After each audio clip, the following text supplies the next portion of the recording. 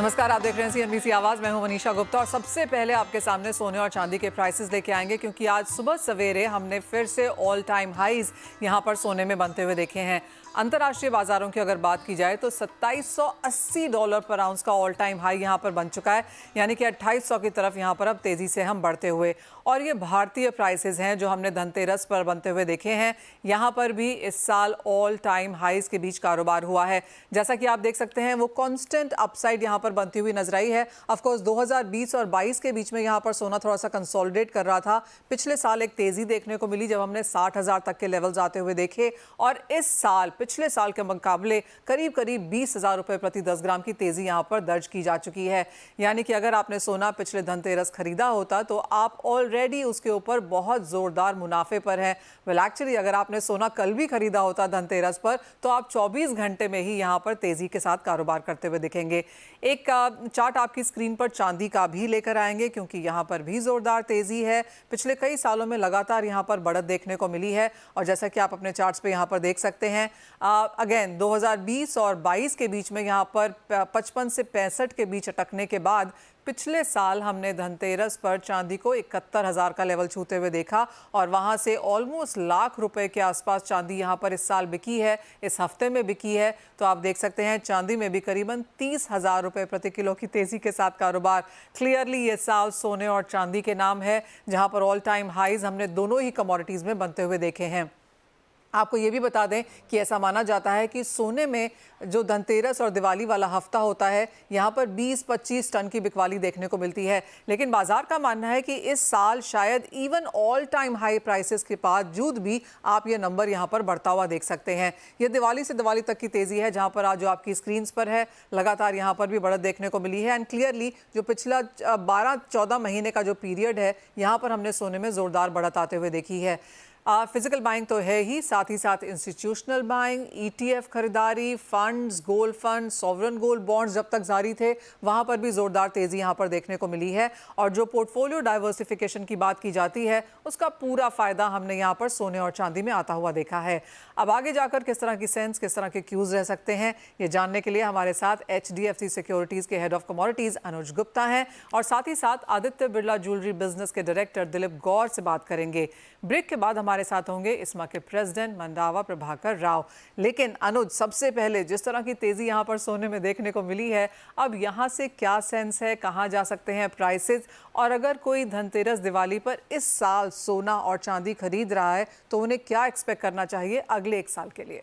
Manisha ji, good morning. देखिए, इस साल जिसने खरीदा होगा, मीन्स जिसने कल भी खरीदा होगा, वो आज प्रॉफिट में होगा, क्योंकि गोल्ड ने अभी अभी नया हाई बनाया है और सिल्वर भी अपने हाई पे ट्रेस कर रही है। मीन्स कल से अगर आप देखेंगे तो अच्छी खासी रिकवरी गोल्ड सिल्वर में देखने को मिली है। तो इस साल भी जिसने परचेज किया होगा वो भी मुनाफे में, और जिन्होंने पिछले साल 2023 में परचेज किया होगा वो तो मुनाफे में है ही। और हम एक्सपेक्ट कर रहे थे, इवन मैं नहीं, जितने भी इन्वेस्टर एक्सपेक्ट कर रहे थे कि चांदी कब 1 लाख होगी, वो 1 लाख इस साल होती हुई दिखाई दी है। और जितने भी इन्वेस्टर एक्सपेक्ट कर रहे थे कि $2700 कब होगा गोल्ड, $2700 भी इस साल होता हुआ दिखाई दिया। तो अगर आप ओवरऑल देखेंगे जितनी भी एसेट क्लास है, सभी एसेट क्लास में से गोल्ड और सिल्वर ने काफी अच्छे रिटर्न दिए। इवन अगर आप इक्विटी से भी कंपेयर करेंगे तो यहाँ पर गोल्ड सिल्वर ने सबको बीट किया है। तो मुझे लगता है कि जो सेंटीमेंट है मार्केट के, और जो एसेट क्लास आपने लिखा है कि जो दिवाली है, प्रॉफिटेबल दिवाली जो है, वो एक्चुअली में इस बार हमने देखी है कि गोल्ड सिल्वर में जिस तरह से रिटर्न्स देखने को मिले हैं सभी एसेट क्लास को बीट करने में, तो मुझे लगता है कि आगे भी यही ट्रेंड कायम होता हुआ दिखाई देगा। और जो लोग इस धनतेरस पे गोल्ड सिल्वर को बाय करेंगे, तो मुझे लगता है कि अगले धनतेरस 2025 में भी उनको प्रॉफिटेबिलिटी देखने को मिलेगी। All right. और किस तरह के गेन्स आप बनता हुआ देख रहे हैं, क्योंकि पिछले एक साल में 40% की तेजी सोने में, 50% की तेजी चांदी में ऑलरेडी बन चुकी है। यहां से अगले साल के लिए क्या सेंस? लगता है कि नेक्स्ट ईयर तक जो गोल्ड है वो हम एक्सपेक्ट कर रहे हैं कि $3000 के आसपास और एटलीस्ट 87,000 के आसपास के लेवल्स देखने को मिल सकते हैं। सिल्वर में अगर हम बात करें तो हमें लगता है कि 1000, 1,08,000, 1,10,000 के बीच के लेवल्स आपको देखने को मिल सकते हैं। हालांकि लेवल थोड़े से हमने कम एग्रेसिव रखे हैं, क्योंकि ऑलरेडी हम इस साल काफी रनअप देख चुके हैं। तो हो सकता है कि मार्केट थोड़ा सा स्टेबल होता हुआ दिखाई दे, मगर डेफिनेटली हमें एक ट्रेंड जो है वो पॉजिटिव साइड में है। हमारी रिसर्च के अकॉर्डिंग लगता है कि अगला साल भी जो पॉजिटिविटी के साथ रह सकता है, क्योंकि जो फैक्टर्स हैं वो अभी भी सभी तेजी की तरफ इंडिकेशन कर रहे हैं, कोई ऐसा नेगेटिव फैक्टर नहीं है। हमें लगता है कि अगले साल भी आपको गोल्ड सिल्वर में रनअप देखने को मिल सकता है, और हम एक्सपेक्ट कर रहे हैं कि कम से कम 15 से 20% की रैली अभी और गोल्ड सिल्वर में देखने को मिल सकती है। ऑलराइट, तो 15 से 20% की तेज़ी यहाँ से भी अगर आप सोना और चांदी खरीदते हैं तो आपको आने वाले समय में देखने को मिल सकती है। तो क्लियरली आपको पता है क्या करना है इस धनतेरस और दिवाली। हमने आदित्य बिरला ज्वेलरी बिजनेस के ज्वेलरी डायरेक्टर दिलीप गौर से एक्सक्लूसिव बातचीत की। उन्होंने भी हमें यही कहा कि बहुत बेहतरीन पीरियड है और वो यहाँ पर अच्छा खासा बिजनेस ज्वेलरी में यहाँ पर फैलाने की बात कर रहे हैं। आइए सुनते हैं उन्हीं की जुबानी। मिस्टर गौर, बहुत शुक्रिया हमारे लिए आज समय निकालने के लिए, और बहुत ही स्पीड से हमने इंद्रिया नोवेल के स्टोर्स यहाँ पर एक के बाद एक आते हुए देखे हैं। मुंबई में ये क्या नंबर है? हम ये जानते हैं कि 10 हफ्तों में 10 स्टोर्स आपने क्रिएट किए हैं।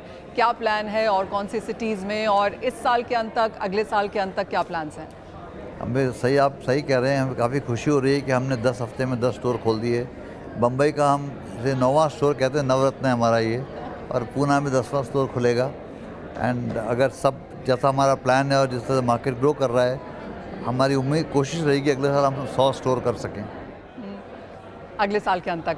आप क्या कहेंगे आदित्य बिरला ने यहाँ पर ज्वेलरी एज अ डिवीजन में, ज्वेलरी एज अ सेक्टर में क्यों कदम रखा? बिकॉज एक ऑफ कोर्स ये बहुत ऑर्गेनाइजेशन की तरफ तो बढ़ रही है, लेकिन कंपटीशन बहुत ज़्यादा है, और जिस तरह से गोल्ड के प्राइसेस फिलहाल हैं, आपको लगता है कि ये सही डिसीजन था? और अगर हाँ, तो किस तरह की ग्रोथ आप देख रहे हैं? क्योंकि देखिए डिसीजन तो सही है, क्योंकि हिंदुस्तान का जो गोल्ड से जो लव अफेयर है वो आपको कहीं नहीं मिलेगा, और ज्वेलरी का जो लव अफेयर इंडिया में है, तो आई थिंक ये तो एक इंडस्ट्री है जो बहुत ग्रो करने वाली है।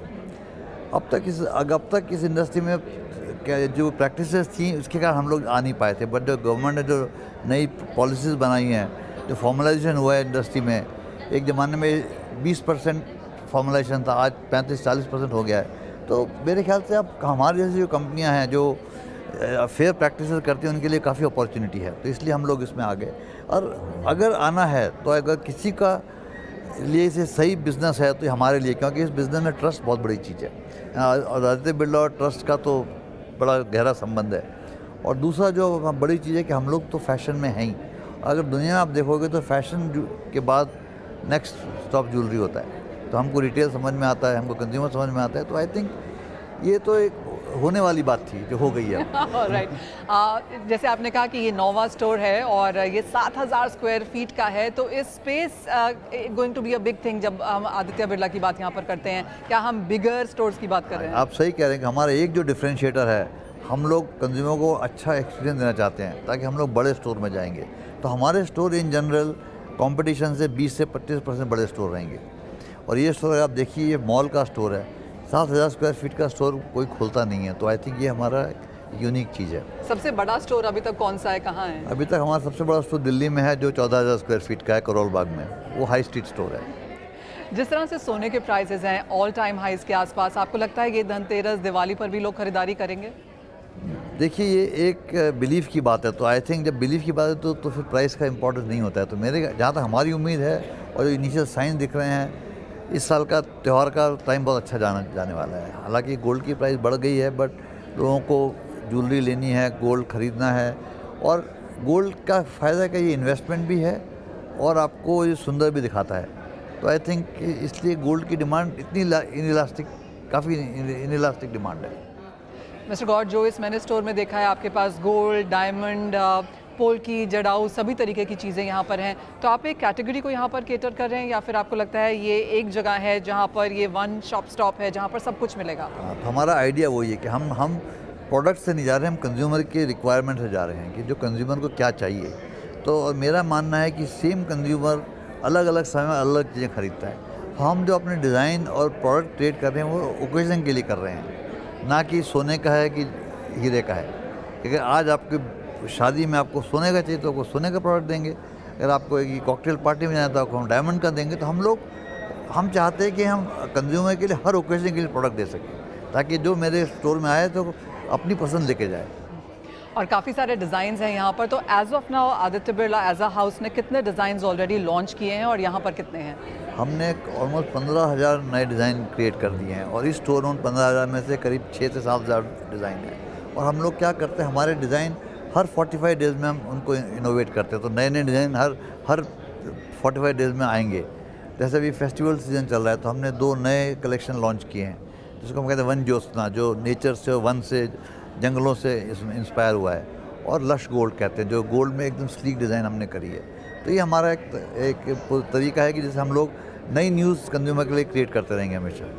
एक तो होता है ज्वेलरी डिज़ाइंस जो आपने सभी तरीके के यहाँ पर बनाए हैं, और दूसरा होता है कैटेगरी ऑफ बायर्स भी। तो किस तरह का टिकट साइज़ आप यहाँ पर रख रहे हैं? क्या is it like a walk in for सभी तरीके के बायर्स के लिए? हाँ, हमारे लिए अगर हमारे आपको किसी को एक छोटी सी अंगूठी भी खरीदनी है तो वो भी मिलेगी, आपको बड़ा जड़ाऊ हार खरीदना है तो वो भी मिलेगा। तो हमने सब ओकेजन के लिए क्रिएट किया है। और एज ऑफ नाउ जिस तरह की मांग है, हम देखते हैं कि टियर 2 टियर 3 सिटीज़ में भी अब यहाँ पर एस्पिरेशन लेवल्स काफ़ी ज़्यादा हैं। तो जो आपके प्लान्स हैं 100 स्टोर्स अगले साल तक खोलने के लिए, कौन सी सिटीज़, कौन से स्टेट्स आप यहाँ पर टारगेट कर रहे हैं? आप एकदम सही कह रहे हैं। इनफैक्ट टियर 2 टियर 3 में काफ़ी परचेजिंग पावर हो गई और डिमांड बहुत ज़्यादा है। तो अभी हमारा जो अगले साल जो मैं आपको 100 स्टोर की ग्रोथ की बात कर रहा हूँ, उसमें काफ़ी ग्रोथ टियर 2 टियर 3 टाउन में आएगी। अब आगे जाते हुए किस तरह के रिटर्न्स आप यहाँ से देख रहे हैं? क्योंकि जिस तरह का ये बाजार है और जिस तरह से ये फैलता चला जा रहा है, काफ़ी सारी स्ट्रॉन्ग इन्वेस्टमेंट्स यहाँ पर आदित्य बिरला एज आ हाउस की तरफ से आ रही हैं। तो क्या कुछ नंबर्स वर्कआउट किए हैं? देखिए, रिटर्न तो मार्केट पे डिपेंड करता है, पर इस इंडस्ट्री में आप देख रहे हैं कि कितने फॉरेन इन्वेस्टमेंट आ रही है, कितने IPOs हो रहे हैं। तो इस इंडस्ट्री में इंडस्ट्री का जजमेंट होता है 3 चीज़ों पे। ग्रोथ है, साइज़ है, और आप ग्लोबली कॉम्पिटिटिव हो, आप हो। ये एक इंडस्ट्री है जो दुनिया में कोई भारत का हाथ नहीं पकड़ सकता। जो ज्वेलरी हम अपने हाथ से, जो हमारी कारीगरी है, जो वो कोई बराबर नहीं कर सकता। तो इस इंडस्ट्री में तो जो भी रहेगा, अगर आप सही काम करोगे, सक्सेस तो मिलेगी। जब इंडियन मार्केट्स की बात आती है मिस्टर गौर, तो ऑफ कोर्स डोमेस्टिक ब्रांड्स यहाँ पर बड़े होते हुए नजर आए हैं, लेकिन अभी भी वो एक चीज़ मिस होती है कि हम एक बहुत बड़े ग्लोबल ब्रांड की तरह से अभी भी नहीं उभर पाए हैं। कोई एक हाउस, कोई एक ब्रांड इन दैट सेंस, क्या वो प्लान्स भी हैं? तो देखिए, अभी तो फिलहाल तो हमारा सारा फोकस इंडिया पे रहेगा।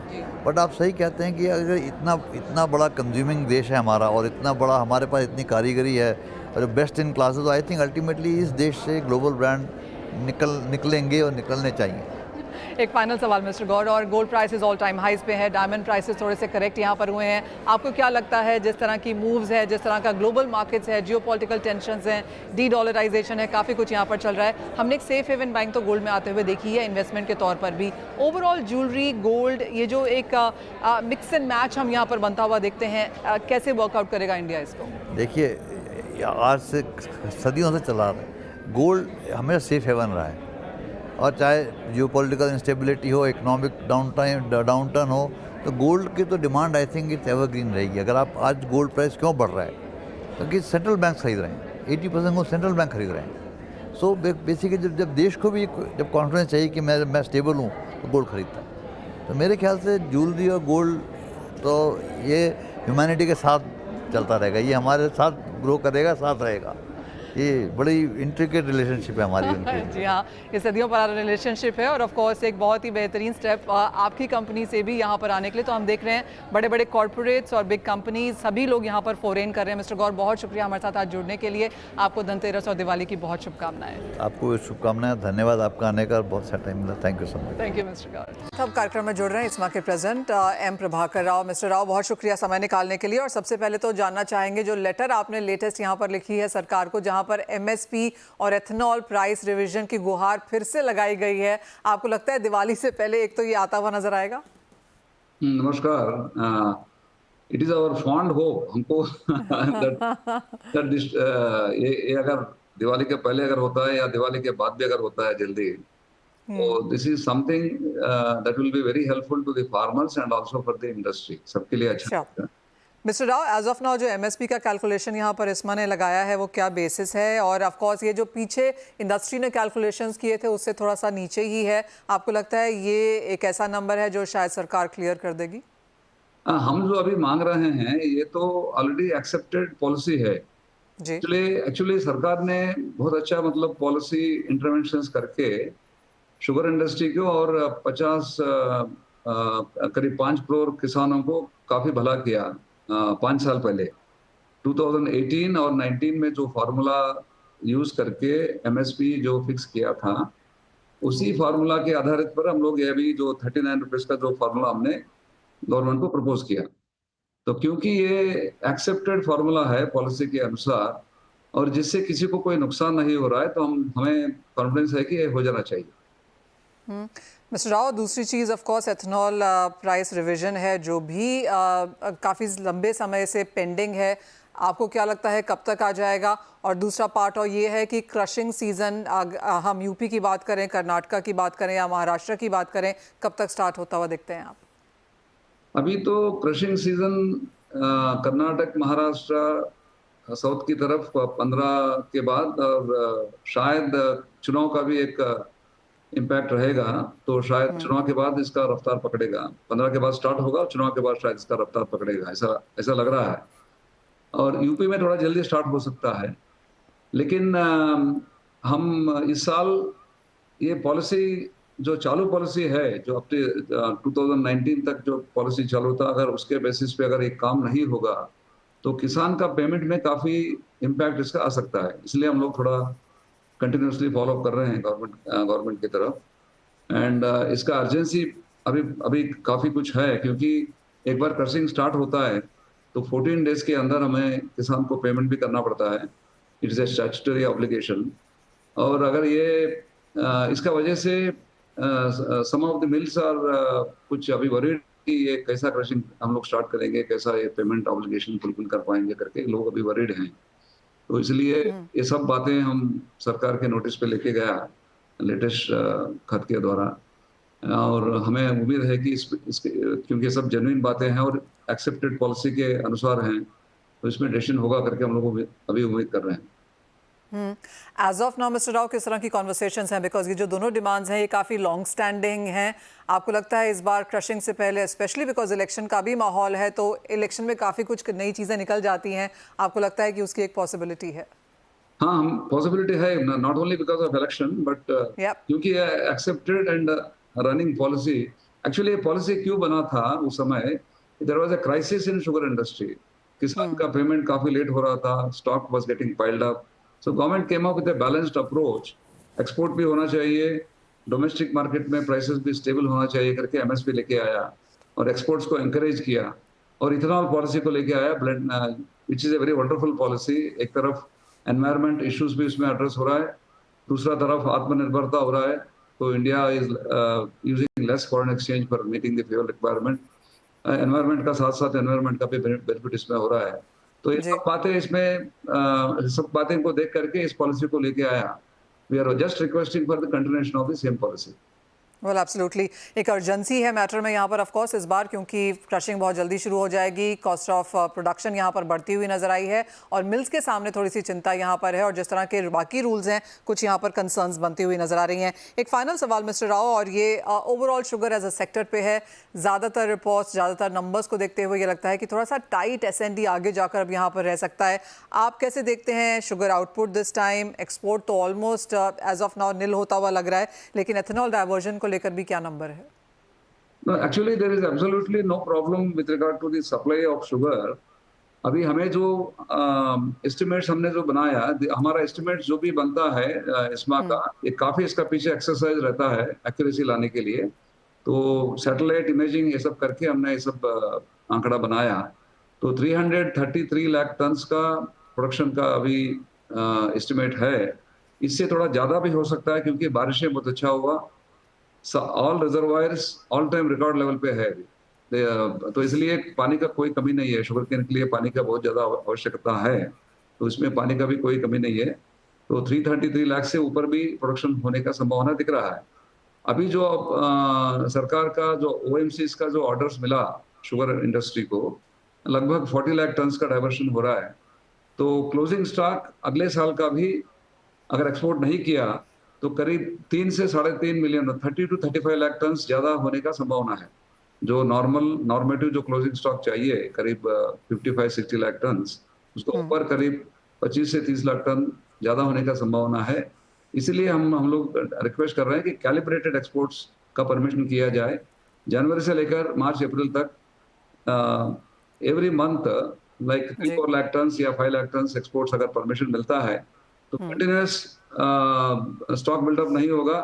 फार्मर का पेमेंट्स भी हम लोग सही टाइम में हम लोग कर सकेंगे और एक्सपोर्ट्स का ऑब्लिगेशंस भी हम लोग पूरा कर पाएंगे। So this is what we are requesting in this letter.